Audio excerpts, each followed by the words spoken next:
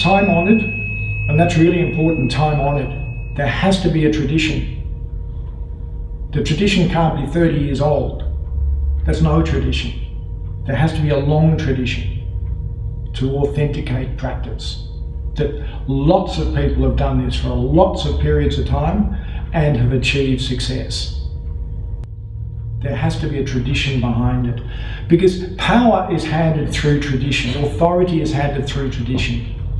So if I'm sitting here talking to you now, but anything that I have, any authority or whatever it is that I have, is coming through him. And his authority is coming through Muktananda, his teacher. And Muktananda's authority is coming through his teacher, Nityananda. And Nityananda, it goes on and on and on and on and on back through the generations. So this tradition is called the Siddha Nath tradition. It's historically placed at the 9th century. And all the teachers, all the gurus are all named.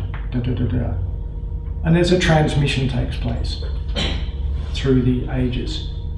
The transmission isn't knowledge of some sort of intellectual knowledge. The transmission is energy, consciousness.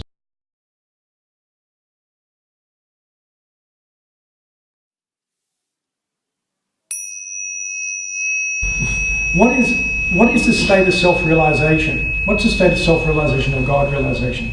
Okay.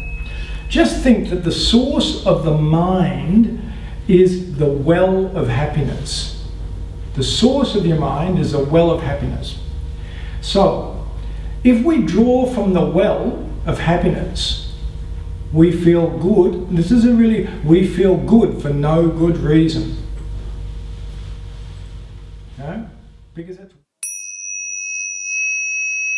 the action of, the questions about the difference between the action of meditating and the state of meditation. So, because meditation is a state of mind, if you like. It's a state of consciousness. State of mind, state of consciousness. So,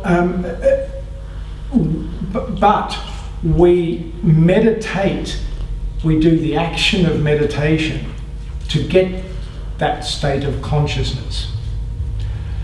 So, the state of consciousness of meditation is when the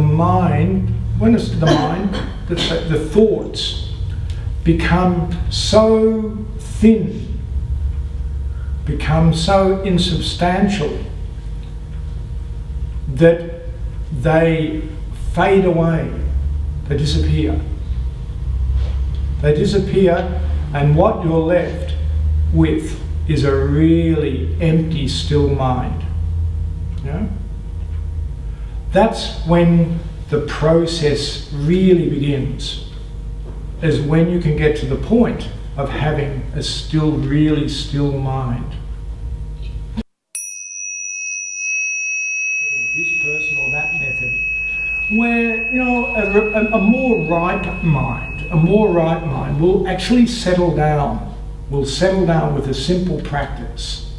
Simple practice, you don't necessarily have to get that practice necessarily at that point off someone, at that point, but a practice that actually feels comfortable for you. And start working with that, just start working with that. And if you work with that consistently, I'm just talking consistently, give some time, if not every day, every second day to your practice and, If you do that, then what will happen is that things will evolve for you, the mind will evolve, that the mind then will bring you in contact with who you need to be in contact with. Yeah? It happens spontaneously. It's like you don't find your guru as such, I'm using that term guru. You don't find your guru, the guru finds you. That's how it works. But you have to be ready. And if you're not ready, your guru won't find you. And you won't find your guru. So it's getting yourself to be ripe. And ripe means genuineness of heart. Openness of heart. And and some clarity of intent of what you want. Because yoga and meditation will give you what you want. You know, you focus through your yoga and meditation on wealth and you'll get wealth. You know, you focus on your yoga and meditation for powers, psychic powers, you'll get psychic powers. If you focus on getting a stillness of mind, you'll get a stillness of mind. If you focus on whatever God consciousness, you'll get God consciousness.